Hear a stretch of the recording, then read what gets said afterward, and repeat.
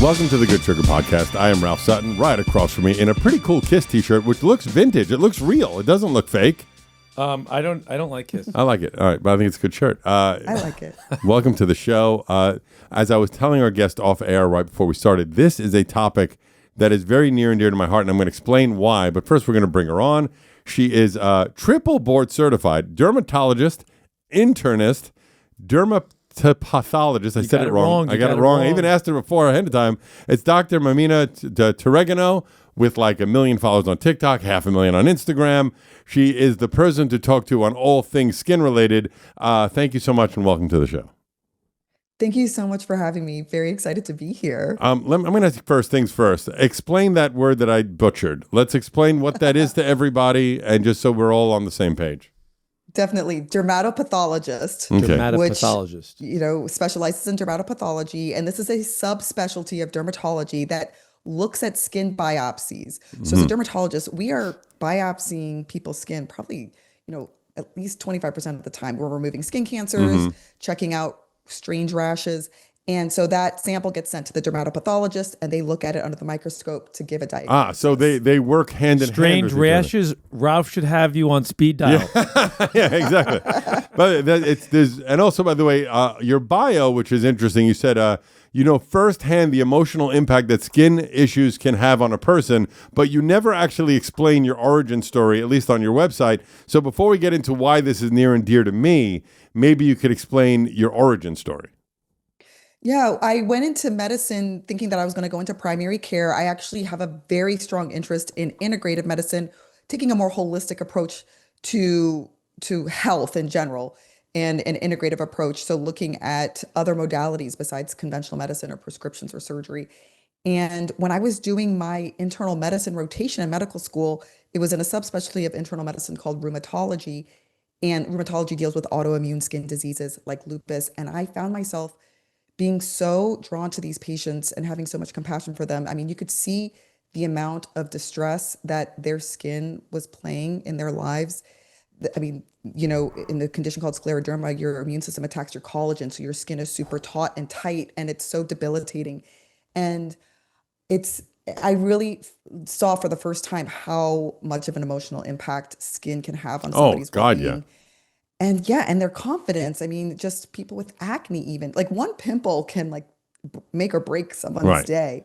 So, and I, as somebody who had grown up with a lot of different insecurities and confidence issues, I could really resonate with these patients. And so that's what drew me to dermatology. All right, so dermatology is so fun. It encompasses fun. I don't know, but sure. Yeah. So this is Marcus. You may or may, and Marcus, I know each other since we were before. You know what? Go ahead. The one thing. The one thing that I do need to ask somebody with some experience is, how can it possibly be that 3 or 4 times that I'm riding on a train, there's a skin doctor with an advertisement and their last names are always Zitzmore? How is that possible? They call those aptronyms. You know that? You know the term? I didn't know there was a word for that. There's a word for that. Like if you like Benny Key, who was a friend of both of ours that played piano. When you have a name that's relevant to what you do, it's called an aptronym. Oh, wow. Okay, so here we go. You got that right, but not her. Right. Not what feels. Yeah, exactly. So here's the story. When I was very young, probably 11, right? My general practicing doctor said to my mom in front of me, "Oh, he's going to have bad skin. He's going to have very bad acne. He has big pores. It's just going to be a problem for him." And it was a problem for me my whole life, right? I don't have great skin. I went on, which is awful. This was the reason why this happened was that it was one of the saddest stories of me growing up, right? The girl that I loved in high school that I was so infatuated with, I have horrible skin. I'm probably 15, sitting on the bus to school. And she says, and she wasn't malicious by saying this, she just didn't have her glasses on. And she said to me, "Oh, when did you get chickenpox?" I was like, I don't have chickenpox. I just had such fucking horrible skin. And then I ended up going on, which I think now is banned. I went on Accutane, which I don't it's even... definitely not banned. It's not banned. But I think it was it's actually used more now. Oh, I thought there were a lot of health problems related to Accutane at one point. So they maybe stopped it for a bit. I think that the name Accutane doesn't even exist anymore, does it? I know it was pulled for a bit, right? That brand was pulled, and actually interesting, the brand has come back the last couple of years, but the generic name isotretinoin has still existed, and a lot of the health kind of concerns because there was a concern about increased suicide ideation. Right. And there was also and birth defects and a lot of other stuff, right? Birth defects has always been the case, unfortunately. But there was also concern about increased risk of inflammatory bowel disease, like Crohn's or ulcerative colitis. Jesus. But those have now been debunked. Okay. The increased suicide and the increased inflammatory bowel disease, and so in multiple both dermatology and like GI literature and psychiatry literature. Oh, that's good. Well, we're definitely not getting them to sponsor us. But so I've always had, even like I'm 55, I'm going to be 56 in a couple of weeks. I've always had bad skin. I still get breakouts like I'm a kid. You know, it's just a constant issue for me. I do a bunch of shit. So was going to go through some of the things that I use, and I would like you to tell me, is it useless or does it actually work? Right? Would love to do that. So let's start with red light therapy. Am I wasting my time with a commercially bought, at-home mask? One of those ones I bought online was probably $150. I do it 10 minutes a day. Am I wasting my time with that, or is there some actual benefits from that? I am on team red light therapy for overall skin health. I think we do need more studies for it to be looked at specifically in acne. Blue light has definitely been studied in acne. So that is something that I do recommend for people with acne. But in terms of red light, we like red light because it does reduce inflammation in the skin. It increases your cell's ability to produce more energy, so your cells function better, which can potentially help with collagen remodeling, which can potentially help with scarring a little bit, and overall rejuvenation. So I am a fan of that. I'm not going to. I don't tell people with acne to go on red light, but I think what is the red light? What's the source of it? Is it not just obviously not just the color red light? Is it like a spectrum of like UVA, UVB? Yes, it's a certain wavelength of light. It's like 600 and something. I don't know off the top of my head. There's like a couple of different numbers that you want to look at for the red light to get to that appropriate depth in your cell or to target your cell. And it's just like LED lights, essentially. Is there an equivalent natural source of that? Well, I mean, there is red light within sunlight too, but we don't recommend. Yeah, that much sunlight, right. Yeah, of course, there's so many benefits to sunlight, but there's a way to get it more responsibly. But when you narrow down the spectrum to just certain specific wavelengths, I think it's much more effective if you can get it in a red light form. Before I go through some of the other ones I do, there's other thing that I would be curious about, because I think this is probably more on brand with the show. Probably a lot of skin issues are psychologically related. Have you find that like people are stressed, people are not or eating like shit or doing things bad for their health, it's going to represent maybe even in the skin first. Is that fair to say? 100%. We see it so much. Stress is such a huge part of skin. And stress can manifest in so many ways. People can get migraines, joint pain, but there's so many different conditions in dermatology that have been definitely linked to stress. It's been proven in scientific studies. So stress can increase inflammatory markers, inflammatory signals, and that could set off things like hives, right, or urticaria is the medical term. It can definitely worsen acne. We definitely have studies showing that. It can worsen psoriasis. It can worsen eczema. It can cause hair loss. Jesus, yeah, it's wild. Hair loss is something that we see so commonly in dermatology.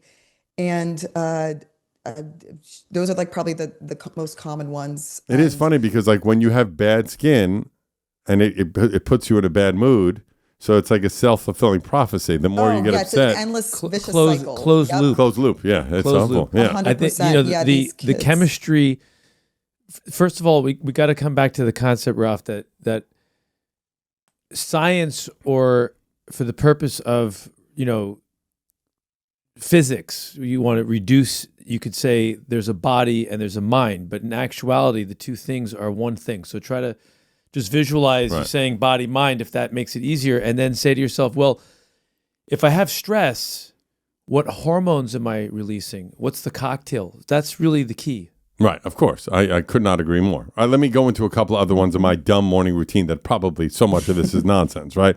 I'm probably saying it wrong too. Niacinamide? Does that sound right? Niacinamide. Niacinamide. Do you use it topically? Topically. Serum? Yeah, I use it. Yeah. I heard about this thing. This might be total nonsense because also Marcus is married. He started off with the suppository version.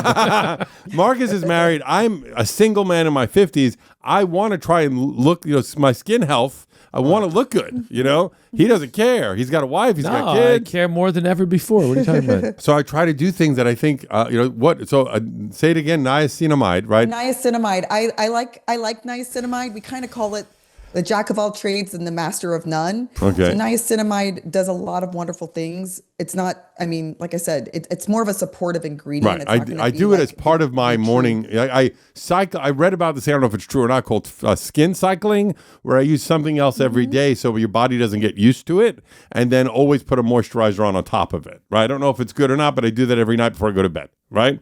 The next it depends on your skin type in terms of and what products you're using in terms of whether or not skin cycling will be beneficial. Yeah, I'm sure it's not for me. But okay, what about retinol? The Neutrogena retinol thing. You know that I use that every day. Is that good? Okay, so we love retinol. Retinol is part of this category called retinoids, and it's after sunscreen. It's the most, I guess, well-studied anti-aging ingredient out there, and retinoids. The prescription form is Retin-A or Tretinoin, and over-the-counter, the most common form is retinol.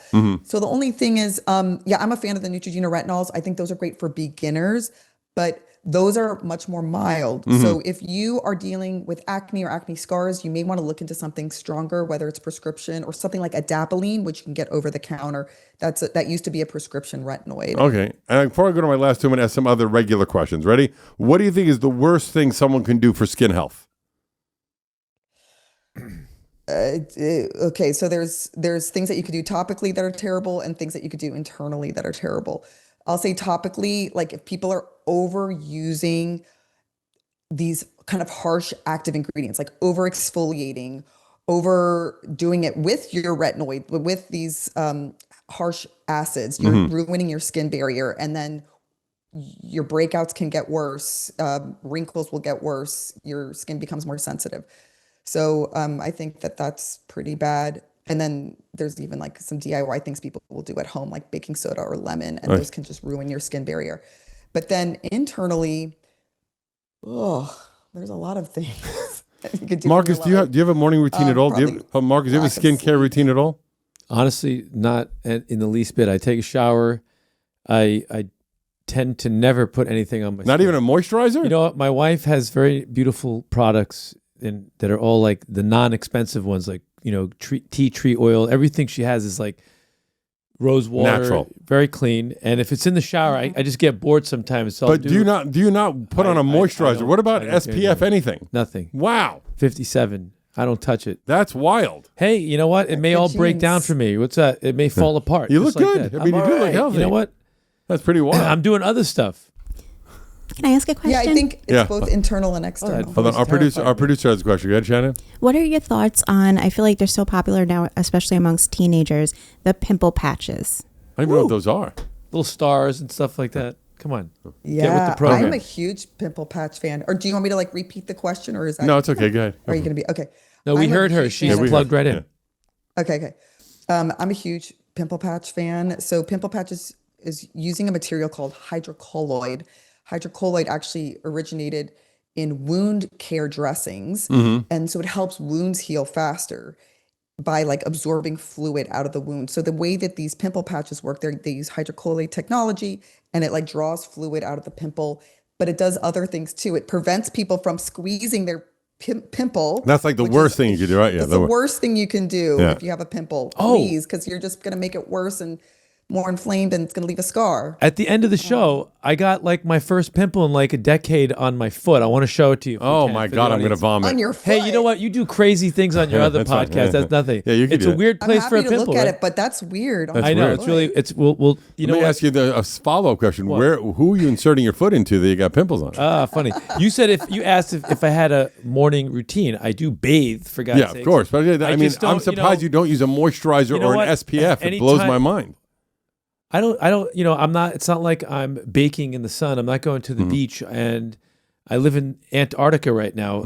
So it's not like something that I'm thinking about. I'm going to hit two more products and a few more questions. Ready? What about this? It's called a BHA liquid exfoliant. Do you know what that is? Yes. BHA this guy's a hypochondriac. beta hydroxy acid, which is most commonly known as salicylic acid, Okay. which is, an FDA approved ingredient for acne, and that helps kind of get rid of excess oil. Okay. And then lastly, this one, by the way, first of all, I'm sure Shannon's going to be making so much fun of me after this episode, but I heard this is good. I bought some of it. I just tried it for the first time yesterday. It's called sodium DNA. It's a PDRN, which is supposedly salmon sperm. What? Yes. PDRN, which is derived from salmon sperm or salmon DNA. And I feel bad for the guy that has to gratify the salmon so I that was we just can thinking, get how it. do they extract the? I have no idea how it's extracted. Well, I'm sure. By the way, I have a animals few do, right? ideas. I just don't know It if they're started right. in Asian culture, and anything goes Right. with that. How do you feel about that stuff? I am a fan. Other than the fact that the word salmon sperm is in it, how do you feel about it? Yeah, well, that's totally a plus. The fact that salmon sperm is where it's derived from, but the data seems very promising. It was huge. I think Korea really is what brought it to the whole landscape, and the studies do show benefit when it's injected into the skin. It's like a topical, it almost looks like a chapstick. There are a lot of great products now that are creating topical versions, Right. and they claim that they are at a certain size where it is able to get into the skin effectively. And I'm a fan. I think that it is a very nourishing ingredient. It supports your collagen. So Is it weird that I'm trying to get? Is it weird that I'm trying to get the source from myself? I'm just buying live salmon and trying to pleasure them. We've lost a lot of guests because we tanked the whole concept of the show from being a wholesome family show. And I just have to say this one thing: we can cut it out, and you can hate me forever. But in some strange way, does that prove that semen is good for the skin? Semen's facials are good for the skin. I mean, it's not that I have any kind of fetishism. Question. It's a good question. Yeah, there has been a little bit of debate about that amongst derms, because somebody was saying that that there is people. So, by the way, this is the title of the video on YouTube. We're going to say triple scientist. Yeah. The results are conclusive. Right. Yeah, let's talk about sperm facials. You're going to lose about 200,000 followers after this show. This is my jam. I love talking about this kind of stuff. What a you're great. You know what? I'm very impressed with your knowledge, your database. But by the way, what a great way to talk a woman into doing it. It's like, hey, according to science. Just show them, look, salmon. If they're using salmon, come on. No, it's so funny because there have been patients who talked about getting facials from their husband's semen while their husband's on Accutane. Oh, wow. As a double whammy. Their skin oh my God. couldn't look any better. Like they said their skin's amazing. That's wild. Where is that popular? Is that South Korea? No, this is just a few just like anecdotal cases that some dermatologists have shared. I also, by the way, there's no scientific study based on this. But, I love the idea of I love the idea of loving her skin and say, listen, could you ask your husband to come to my house for a little bit? I want to. That's so ridiculous. Okay, so then other things. Ready? I do a facial once a month. Is that worth it? Are they nonsense facials? Do you think they're good? A regular, it's expensive. They do extraction. They do all this stuff. Is that good, you think, for your skin, or am I wasting time? Yeah, I mean, facial is such a overarching term, and it can encompass a lot of different things. Right. But overall, the short answer is yes, because they're doing things that are boosting circulation in your skin. Boosted circulation will bring more nutrients to your skin, and yes, extracting like excess gunk is great. Some places use microcurrent, some places use light She does therapy. do that. She does all that. She does cold, hot, microcurrent. Teresa goes every 3 months. And I go once a month. She has someone she's used for 20 years, and believe me, she knows if her skin is doing the right thing. Once a month, they do this thing that I like to call Ralph's Day of Beauty, where I get a manicure, a pedicure, a facial. I just get a whole day pampering me. It makes me feel nice. A massage. Okay. Well, we've done plenty of episodes. We know what kind of narcissist you are. Let me ask you this now. Okay. So I am now, as I said, I'm 55, soon to be 56. What are some things that you would think someone my age should start adding to their routine that might help rejuvenate the skin, make you Bring look your younger? face closer so she could just take a quick look. You think you could? I'm showing her the pimple on my foot. I'm going to get. Okay, hold on, Chad. I'm coming close to camera one. Okay, I'm going to put my face there. By the way, you look beautiful. You're great. I don't want to ask your age because you probably would never tell us. We told you our age. I will tell you. Go ahead. Yeah, I'm 42. It's fantastic. And where do you live? What country? What state? I live in New Orleans. By the way, Ralph's face is really dark, so Yeah, he's doing nothing. Ralph, it's not really making really a big dark. difference. She can't see anything. Because it's like there's no lighting. But What about that camera? You're welcome to text Yeah, me that's photos. good. There it is. There it is. Now back up a little. Yeah, I back see up. a little like textural changes. I can't sit like this. Yeah, like you have some textural Useless. changes. Useless. Well, you don't have pimples now. No, I have some. Okay. Oh, there we go. Yeah, That's good. Oh, nice. Yeah. Okay. I mean, Wow. yeah, like I said, like there's some textural changes, like probably old acne scars. Yeah, for you sure. have some lines, wrinkles to be expected. How dare at you? This age. Yeah. So yeah, in terms of a basic anti-aging skincare routine, and anti-aging is the phrase that like is getting a lot of heat because people think, oh my God, we need to like embrace aging and all these things. But anyways, just for some. Not when you're single. I don't think you should. Or also, not to be in the retail money industry side of it. It is, anti-aging. I mean, there's so many buzzwords that they're never going away. So, Right. invent new ones. That's Right. people in the industry should invent new ones. It's the same thing for the food industry. All right, Doc, hit me. What should I be doing? So it seems like you're already doing a lot of great stuff. You Oh, said that's that nice. you do wear SPF in the morning. Yes, I put it on. Right? It's, Okay. every day. Amazing, because that's the bare minimum. If Yeah. you're not using SPF, it's like pointless. I do a witch Anything hazel else. toner that has cucumber in it every day. Okay, as long as it's not drying out your skin. I love witch hazel. Yeah, it has cucumber in it too. Yeah. Okay. Should he skip And then- Fridays, maybe just to give the skin a break? I mean, if your skin is going to be what's going to tell you when you need a break. Right. Like if your skin feels too dry, I'd always get very oily up here for some reason. I use this thing that's supposed to help get oil out. Like it's just like a little like stick that dries it out a little bit. How many things do you do? You keep adding nine Well, things. the BHA that you're using, the BHA exfoliant and the witch hazel are going to help with that too. Yeah. But anyways, okay, so sunscreen's the most important thing. And then the second most important thing, something that you also mentioned, is a retinol. I would consider using something stronger, especially if you still have oily skin. Yeah. Is there a brand that you like? So over the counter, Send him a bill. Send him a bill, doctor. Sure. Yeah, that'll be $400. Okay. So over the counter, I like the brand. So Neutrogena has a good beginner one. ROC, that's also drugstore, has a good retinol. I'm also a fan of Avene, Avene. I was mentioning for you may consider looking at adapalene. So brands that do adapalene are Differin gel, or like La Roche-Posay has one. Their Effaclar adapalene gel. Right. Okay. Or Do you the have other your option own is product have a line?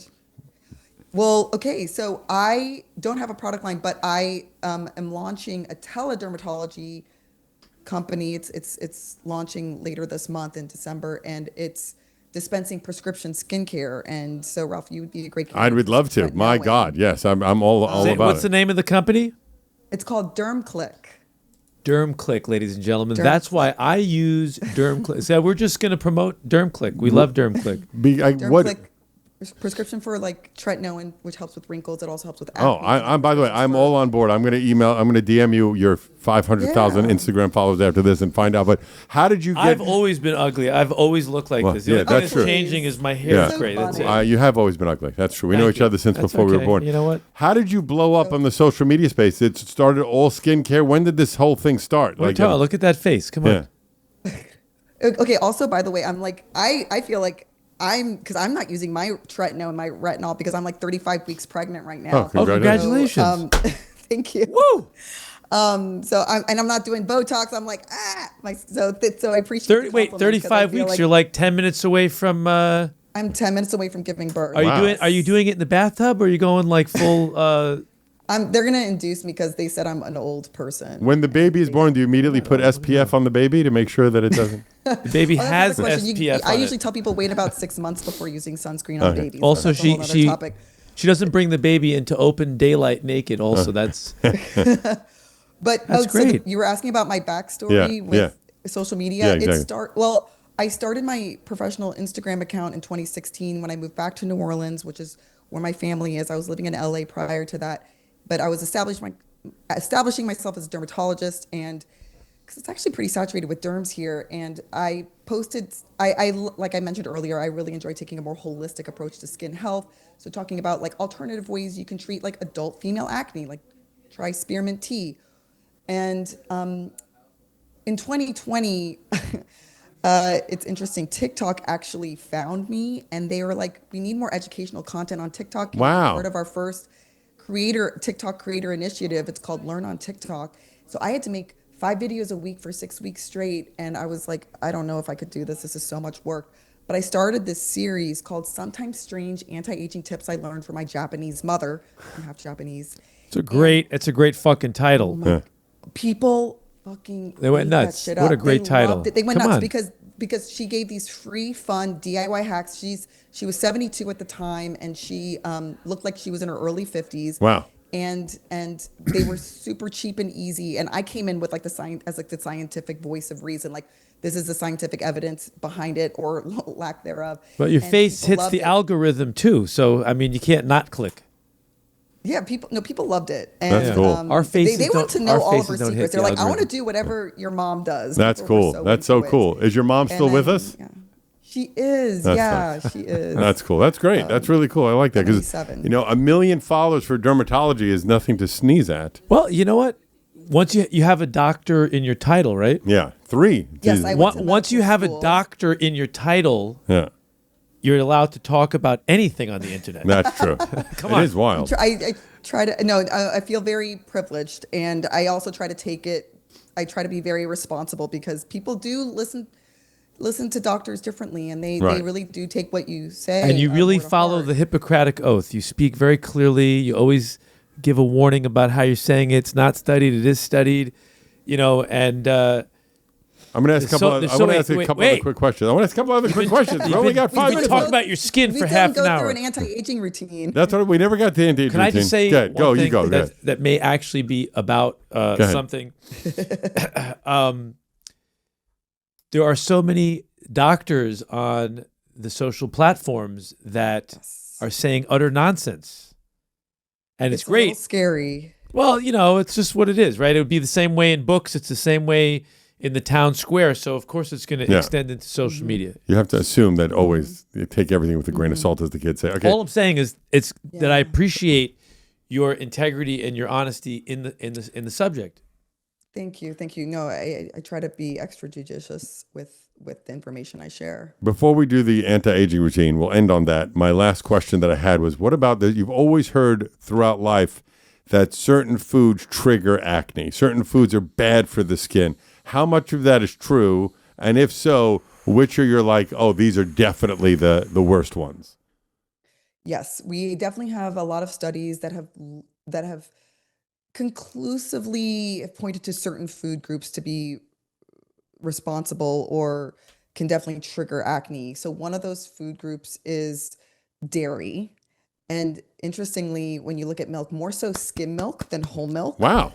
So dairy foods, and like I say this, it's not the case for everyone. It hasn't made into the general dermatology guidelines to tell people with acne to avoid dairy, but it's something that has definitely been studied. So, and not only milk, like yogurt, cheese, Wow. ice cream, which brings me to the other food category when I say ice cream, because ice cream's a double whammy. Sugar is the other category, or foods that really spike your glucose levels or have a high glycemic index. So it doesn't even have to be sweet. Like we call it like the white foods, like white bread, white flour, white sugar, white Always got to rice. blame the whites. Right. So, people are like, well, what about fruit? Because some No, fruit no, can that's- make your sugar spike. And I still think fruit is great because of the fiber and like the other antioxidants that are in fruit.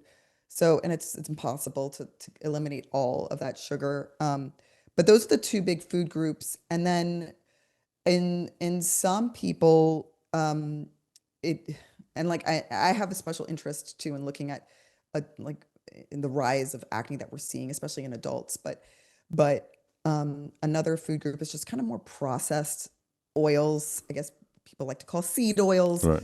just being a little bit more inflammatory. Because we see way more acne in first world countries than we do Interesting. in like random, islands.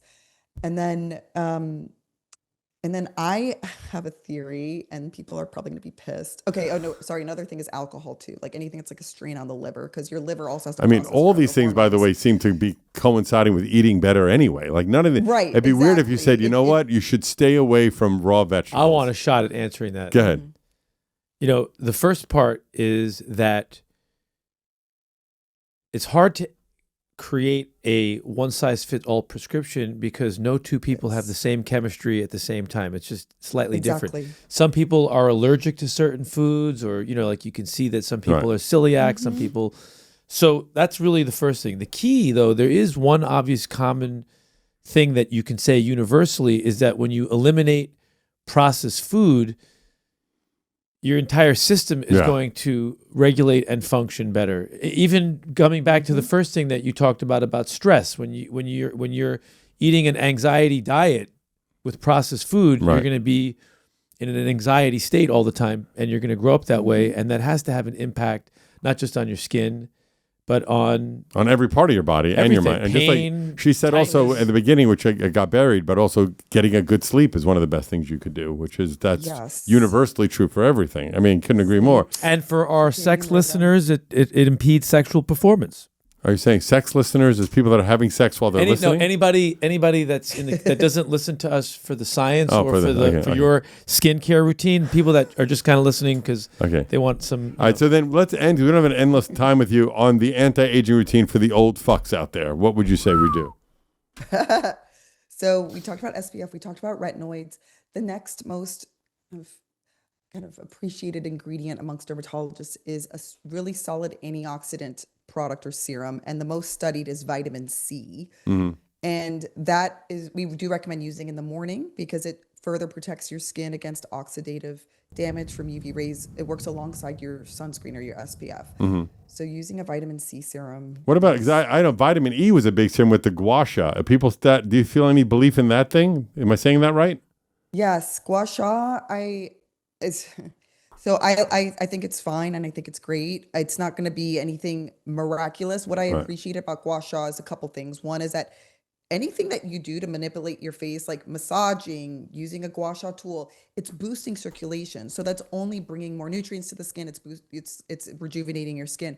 The other thing I appreciate about gua sha is I think that it's a nice ritual. So I think self-care, is important to incorporate into your life. And for some people, it's like doing gua sha and like giving themselves that time. So yes, I like gua sha. Vitamin E is fine. I think by the way, this leads to I'm sorry, we're running long already, but I just remind you. You're right on time. Yeah, so this one is funny because I kind of forgot about this, but God, I'm going to get so much shit for this because one of my personal, I don't want to say it's healthcare, but it's something I love to do every morning is make my own espresso. I grind my own beans. The ritual of making an espresso, I just love it, right? But then I was using this exfoliant like every other day that was from coffee grounds, and I looked at the ingredients. It's all stuff that I felt like, well, I could make that. So I take expelled espresso grounds, I add coconut oil, some vitamin E, some salt and sugar, and I use it as a scrub. Is that a horrible idea? Or that's all that was in the thing I was using? Yeah, coconut oil is something we don't like for people's face because it definitely is pore clogging. It can cause acne. But overall, the other things you mentioned aren't going to cause too much harm. My take on, and I'm all about, you minimizing anything that could be harmful to the skin.